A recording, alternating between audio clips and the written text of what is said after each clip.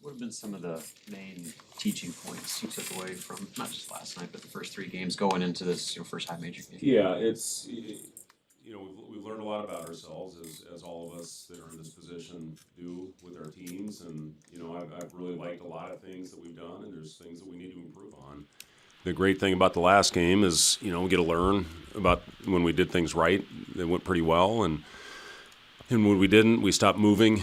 We got very stagnant out there. And, we played three completely different teams. You play against a FIU team I think is really talented and athletic and press all over the floor and plays with a great pace. And then the next game you play against a team that's going to take the air out of the ball, especially when they keep it close. And, again, you look at that team that has taken one high major team to overtime and then another team that really jumped on them. But that team that beat them, Georgia, does a lot of things that we just aren't capable of doing. So we knew that was going to be a tough game. I would have loved to see us, once we got up to 30, get it up to 40. And there's a lot of reasons why that thing got cut back. So, starts got to be better. We got to have a more conscious effort to get the ball to the paint, which we did in the second half. Our starts in the second half have been unbelievable. And we just got to get that same mentality with our group from the opening tip.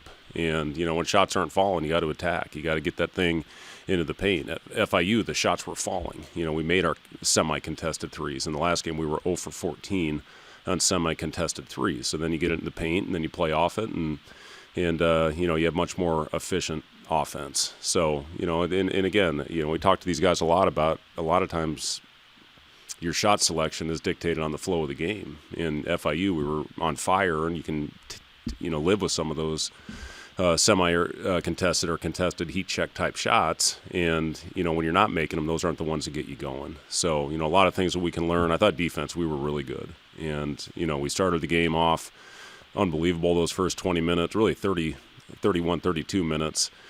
And they threw in a lot of tough shots. I mean, they bank in a three. They, throw a couple in at the end of the shot clock. So I thought we did keep our foot in the gas defensively for the most part, but we need to be more consistent on that other end. But, defense, I've really liked how it's looked for these first three games. Starting fast, is that a mental thing, or how do you teach that? How do you instill that? Well, we got off. I think we were up 10, pretty quickly, and then let them come back and cut it to 3 or 4, and then had a nice little run to finish the half. But yeah, it's just the overall pace and purpose that we need to play with to start games. If you do that against a team like we're going to play on Saturday, you're probably in a pretty good hole, and it's hard to dig out of those holes. So just the mindset of going out there, everything we do has to be with pace and purpose. And once we figured that out and got there, we built a pretty comfortable lead, and we've done that in all three games where we've had really good stretches. It's just got to be the consistent 40-minute game that we need to play on both ends. What stands out about Oklahoma? Yeah, talent. Their guards are really dynamic, and they get downhill. Davis had 11 offensive rebounds in their last game. So, that shot goes up. The athleticism that this team will crash, the physicality that they will play with. It's unbelievably well coached with Porter Moser. And, they run really good actions. But, their guard, it starts with their guards. I think those guys are terrific, and they've got really good versatility all over the floor.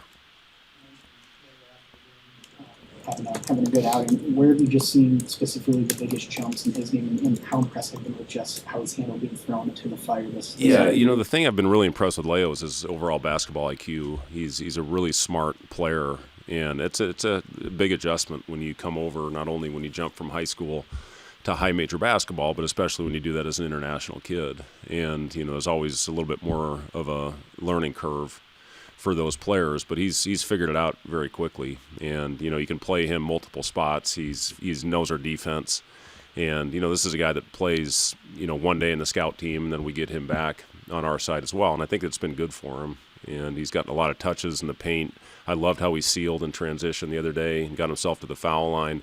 But, he's going to be a good one. And you've already seen him grow from a physicality standpoint. His body looks a lot better than when he first arrived on campus. Kurt Joseph and our training staff deserves a lot of credit for that. And, he's in the development program. And, that was by design when he came in. He's getting extra lifts. He's getting extra conditioning. And at the same time, he's getting on the floor, for important stretches. So I've been really pleased with Leo. What were when you went over the film from 2 nights ago, I guess, what were the points of emphasis specifically at the last 8 minutes or so? Yeah, just finding a way to finish the game. And again, they made shots that they hadn't made pretty much all game, and a lot of them were contested. I didn't like our pace and our flow on the other end. That was the big emphasis. When you say you need more effort to go into the paint, how much is that on the bigs to like establish position early? No, it's not always the bigs. I mean, it's getting the ball in the pocket. We've been really efficient when we've gotten the ball into the pocket. It's driving, when we hit the paint on drives, which we did a lot better job of. We had 24 paint touches in the first half. We had 24 in the first 10 minutes of the second half. So that shows you how much more efficient we were when the ball got into the paint. What do you like about the Pentagon that you've scheduled games there? Yeah, it's a great venue. It's obviously, our fans love it up there, and we've had two really good atmospheres and environments, and we're expecting another one on Saturday. So, for our guys, it's a fun game to play, against an SEC opponent that was in the tournament a year ago, and then will most likely be in the tournament again this year. So, there's a lot of positives in a game like this. You get, the opportunity for us for the first time to go on the road and, feel what that is like, and, talk to our guys about how important it is. And, it's a business trip. We got to go out there. It's just a really good opportunity to play against a great team. What was the pitch to Oklahoma? That's Luka does a great job as far as, trying to reach out for opponents. And, that was just the one that came 2 years ago, Oregon State, last year, St. Mary's. We played two good teams up there and have had different results. So, Oklahoma, again, we want to play a really good team up there, and that's what we got. Price is going to talk here later. After that kind of cold start, he was 0 for 5. He's been almost 20 points the last two outings. What have you just seen from him and his kind of ability to bounce back from a rough start? Yeah, it's good. It's good to see him keep his confidence. I think that's the biggest thing when he went out in that first game and had some really good looks, wide open looks that he's going to make.